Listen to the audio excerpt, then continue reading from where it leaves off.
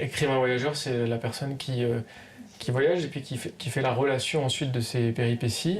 En principe, c'est pas le contraire. On m'a envoyé en Antarctique sur un brise-glace russe dans le dessin, d'en écrire un livre après, de raconter cette aventure. Évidemment, j'ai accepté parce que c'est un voyage absolument exceptionnel, mais en principe, ça devrait pas se passer comme cela.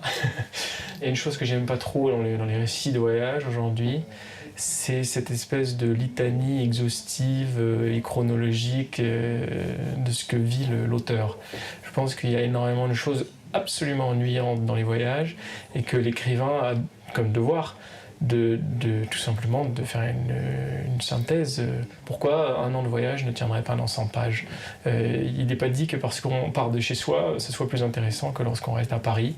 D'ailleurs, il y a d'excellents écrivains qui écrivent des grandes œuvres en restant dans leur chambre. Donc il ne faut pas que le voyageur ait cette prétention que parce qu'il est sur la route, d'un coup son existence deviendrait plus fascinante.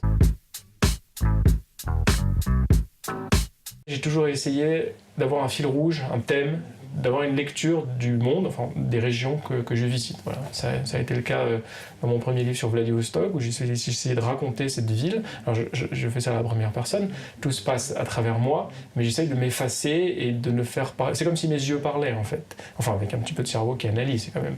Mais voilà, j'ai fait ça ensuite avec ce livre sur les territoires du Nord en Russie, où la thématique c'est ça, c'est qu'est-ce que c'est que le Grand Nord. Mais je crois qu'il faut qu'il y ait un thème dans les récits de voyage.